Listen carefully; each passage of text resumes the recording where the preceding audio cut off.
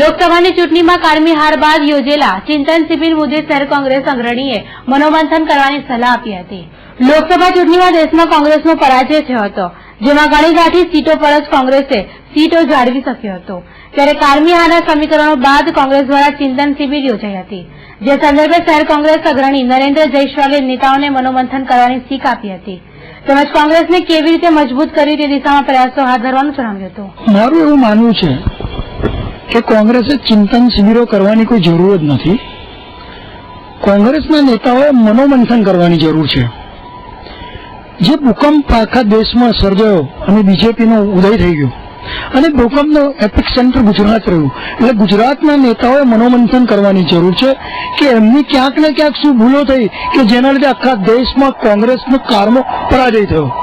ચિંતન શિબિર કરીને માત્ર કોંગ્રેસના નેતાઓ, ગુજરાતના નેતાઓ એકબીજા પર આક્ષેપબાજી જ કરે છે, કોઈ સ્વીકારવા તૈયાર નથી કે મારી કોઈક જગ્યાએ ભૂલ થઈ છે અને કોંગ્રેસની હાર થઈ છે। એટલે મારું એવું માનવું છે કે ચિંતન શિબિરની જગ્યાએ મનોમંથન કરવાની જરૂર છે અને ભૂતકાળની અંદર જે કોંગ્રેસના, ગુજરાતના કોંગ્રેસના નેતાઓ ભૂલ થઈ છે એ ધ્યાન રાખવાની જરૂર છે।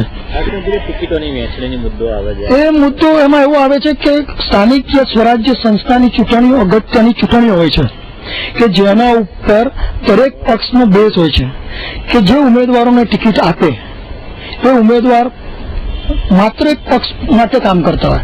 જ્યારે કોંગ્રેસની અંદર એવું બનતું હોય છે કે જ્યારે સ્થાનિક જે સ્વરાજ્ય સંસ્થાની ચૂંટણી આવે છે ત્યારે પ્રદેશ લેવલના કોંગ્રેસના નેતા, કેન્દ્ર લેવલના નેતાઓ કોંગ્રેસની અંદર એમના માણસોને સ્થાનિક સ્વરાજ્ય સંસ્થાની ચૂંટણીઓને ટિકિટ આપવામાં વ્યસ્ત હોય છે અને ત્યારબાદ એવી પરિસ્થિતિ સર્જાઈ છે। આપણે જોતા ગયા છે શહેરમાં પણ, તમે પણ મીડિયાવાળા પણ એવું કહેતા હતા 2000ની ઇલેક્શનમાં કે 25 સીટ કોંગ્રેસની વડોદરા શહેરમાં નિશ્ચિંત આવશે, પણ જયારે ટિકિટો અપાઈ અને જયારે નામ ખુલ્યા ત્યારે તમે લોકો પણ એવું કીધું કે કોંગ્રેસનું કારમો પરાજય નક્કી છે, નિશ્ચિંત છે।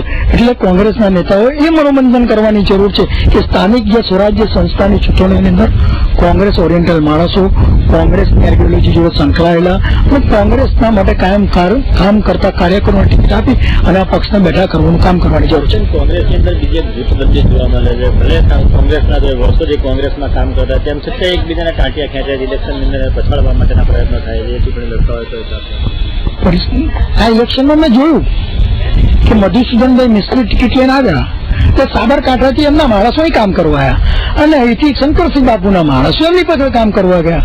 પેલો પેલાના પ્રત્યેના વિચારો કરે કે આ પડવો છે, પેલો પેલાના પ્રત્યેના વિચારો કરવો જે પડે છે।